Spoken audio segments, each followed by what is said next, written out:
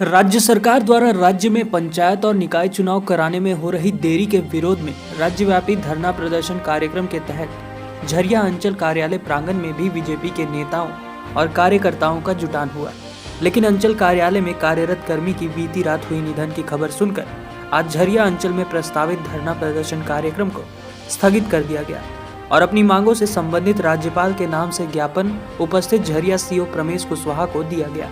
वहीं मृतक की आत्मा की शांति के लिए उपस्थित बीजेपी नेताओं और कार्यकर्ताओं ने 2 मिनट का मौन भी धारण किया। आज के भाजपा के प्रस्तावित धरना प्रदर्शन कार्यक्रम में भाजपा के प्रदेश प्रवक्ता सरोज सिंह, धनबाद के पूर्व मेयर चंद्रशेखर अग्रवाल, योगेंद्र यादव, उपेंद्र विश्वकर्मा, राजकुमार अग्रवाल सहित कई नेता और कार्यकर्ता मौजूद रहे। वहीं मौके पर उपस्थित नेताओं ने राज्य की हेमंत सोरेन सरकार पर जमकर हमला बोला।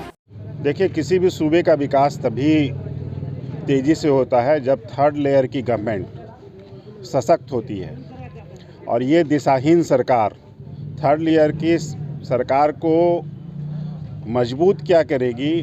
एक तो निकाय के जितने भी अधिकार थे जनप्रतिनिधि के, उसको सारा का सारा इन लोगों ने वापस ले लिया।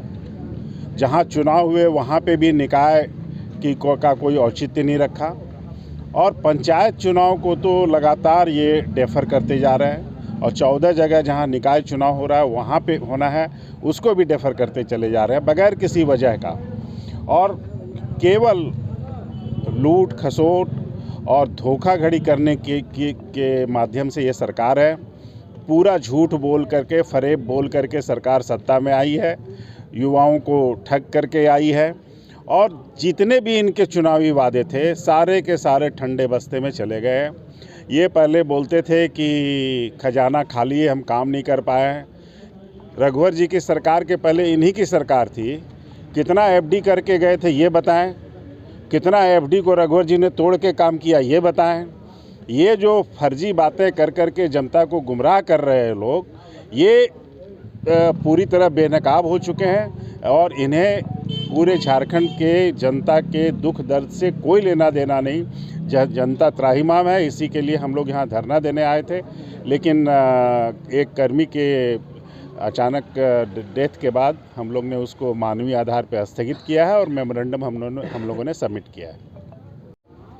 देखिए, धनबाद ही नहीं पूरे राज्य में अपराध जो है बढ़ा है। उग्रवाद तो तांडव आपने देखा होगा, अभी तुरंत रेलवे ट्रैक उड़ाया गया। उग्रवादी गतिविधियाँ जो लगभग नग्न कम हो गई थी, जो पिछली भाजपा की सरकार रघुवर जी की सरकार में, फिर तांडव करने लगी है।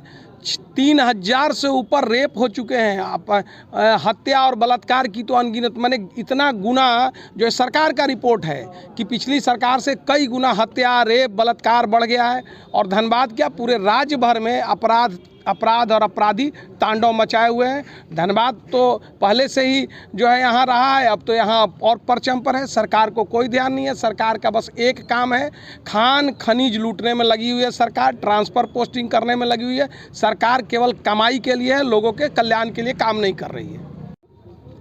कि जो हालात हैं आप देख रहे हैं, ये आपने आज देखा होगा अखबारों में, 1 महीना हो गए ये सरकार चली जाती है किसानों के आंदोलन के लिए बॉर्डर पर हरियाणा, लेकिन आपने देखा होगा कि किसान 10 रुपये 12 रुपये किलो धान बेचने पर मजबूर हैं। जिस सरकार यह कह करके आई थी कि 25 रुपये किलो हम धान खरीदेंगे, 25 रुपये समर्थन मूल्य धान का होगा, आज 10-12 रुपये में किसान बेचने के लिए मजबूर है।